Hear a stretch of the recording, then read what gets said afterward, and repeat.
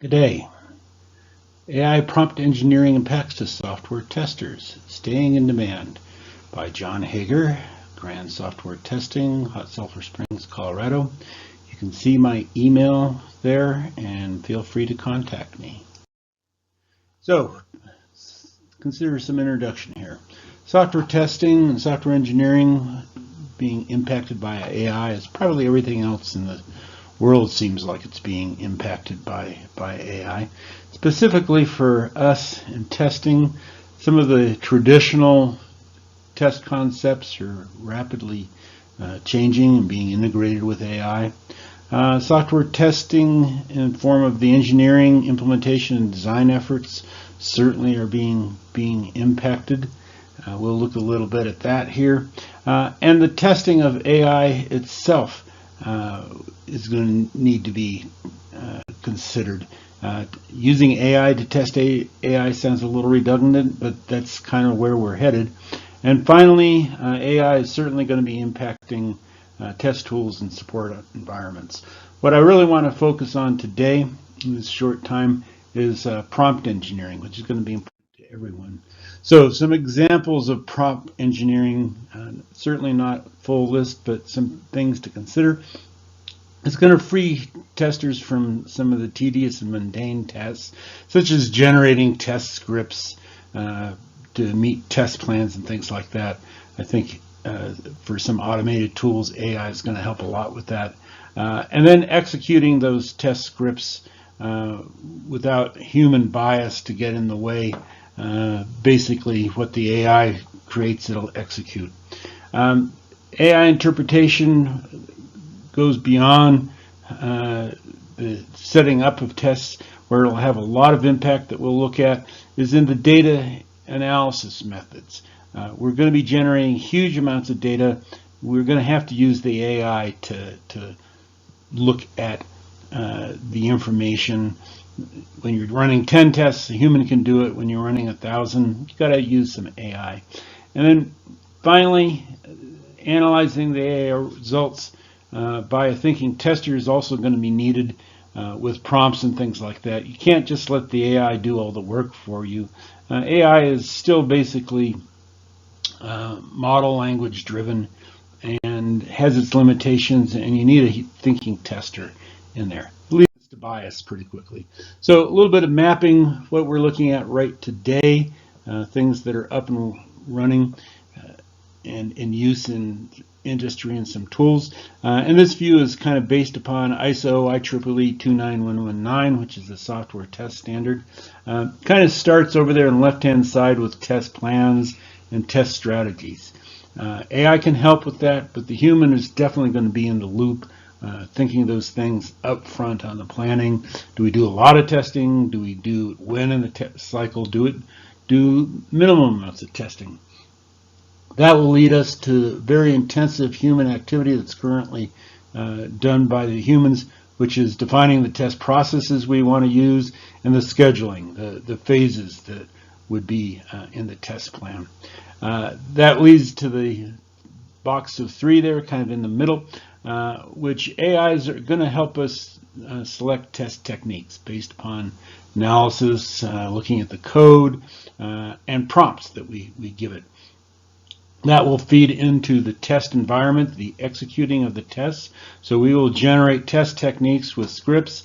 We will execute those in an environment. The AI is going to be good at doing that, already is. And supporting automated frameworks to support those things. And then that will lead to test results with needing to be run through a data management and analytic process. When we have 1,000 tests, we're going to have to use AI to do data analysis. That's just the way it's going to be. And then the AIs will also be pretty good at generating reports. I think a lot of us have used things like ChatGPT to generate some reports and things like that for us. But it's going to be a human that comes along with the AI to really make that something that meets the needs of industry. Where things are going, this is down the road, maybe just a little bit, maybe not all that far, but we're going to have test planning, same model as the last slide, where the AI is involved a lot more in the test planning. Some tools are already advertising that a little bit, but I think there's some maturity that's going on there. And also defining a test strategy that will work for the software being tested at hand. We're seeing requirements from governments and industry that says testing is one of the more important things. While you can use AI tools to help with that, I think they're still going to require a human in the loop on that. So it's a back and forth iterative process from the strategy leading into the test processes and the test scheduling. As you learn more, your processes and your scheduling are going to change. So it's a back and forth between the human and the AI. The tools in the near future will be really good at helping with that.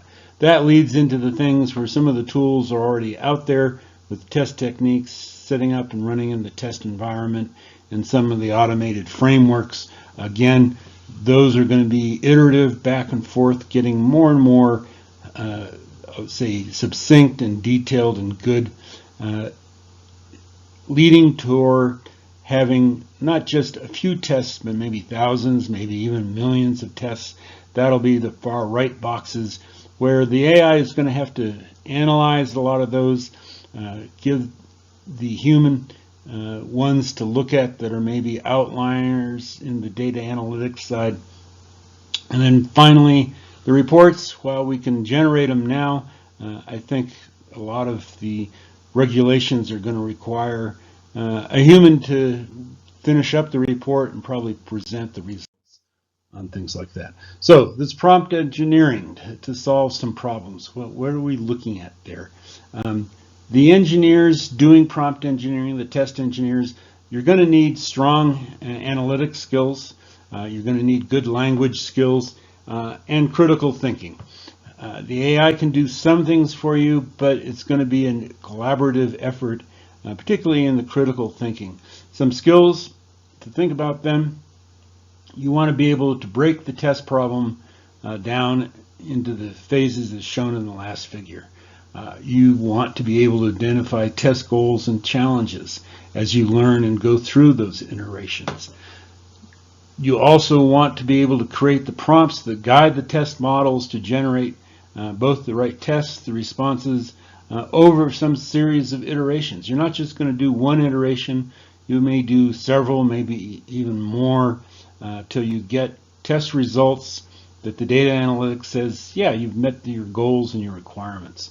Conducting the tests in an agile sense and repeating the prompt engineering, that's going to be a back and forth thing that the testers do to meet the goals of the test plans and the legal requirements too. And finally, the issues of ethics, learning, and automation. While the AI is going to help with that, the soft skills of the human are going to have to be in the loop to make those things happen properly. So, some concerns. Avoiding the bias thing that I've mentioned now several times when you're creating these prompts. I will give you a reference right there. IEEE 703 is in the final stages of being released and produced by IEEE. It is a standard dealing with bias in AI. It'd be a good resource to start with. So we're going to want to start with the detecting and mitigating bias when it's out there. Now I'll tell you there's bias positive and bias negative. An example of positive bias is we don't want a program to kill somebody. Typically, that's a bad thing. Safety, that's a positive bias. But we're mostly concerned with negative biases here. We want to create the right tests and not the wrong tests. We want to reach our coverage metrics and analysis. We want tools that maybe look at the things that we're setting up and detect bias. Now those are down the road a little bit, but with things like the IEEE standard, I think they'll start appearing. We want to have feedback and monitor systems that are out there. And finally, you need to consider standards themselves in mitigating and detecting biases, particularly the 29119 series, the 7003 series, and 12207 are some good starting points, but there are others.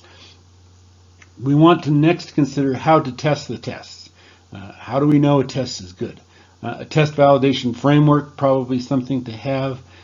We can do error injection. That's where we take and create a bug in the software and then see if our tests that the AI is helping us create actually find those things. That's a good thing to check. Manual spot checks of some of the tests as they come out. Obviously, if you're doing 1,000 tests, you can't test everything, check everything, but you can do a few. And then measurement in analytics. I keep mentioning that, but that's going to be a big one.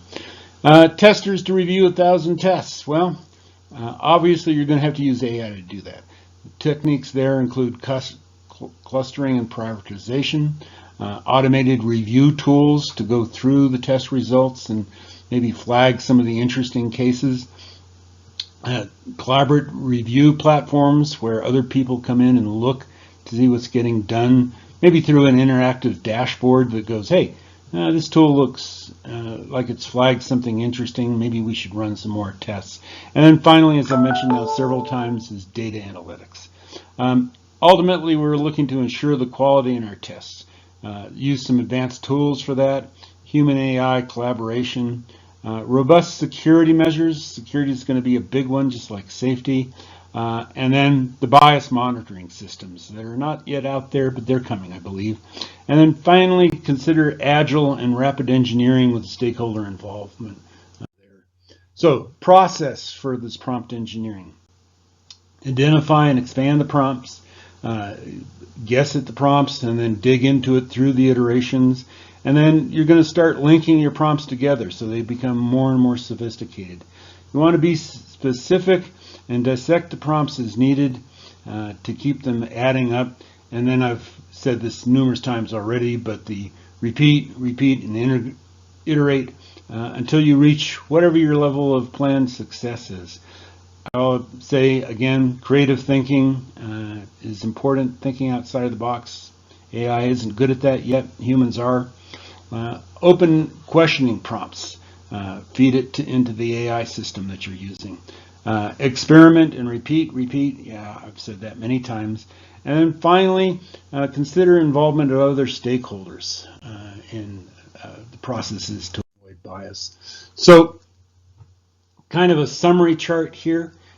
There's many other skills and things in prompt engineering that I don't have time in this short presentation to talk about in any great depth. I did mention the one highlighted in red there, which is watching for the bias. The bias is going to be a big thing. We can't just trust what the AI gives us as prompt engineers. But you see there's a bunch of other areas and tasks and activities, skills that prompt engineers will need. If you don't know what some of those things are, take this as a good chance to go off and look at that. Again, I mentioned on that bias, the standard, the 7003, good place to start. So, hope I gave you some food to think about there, and have a nice day.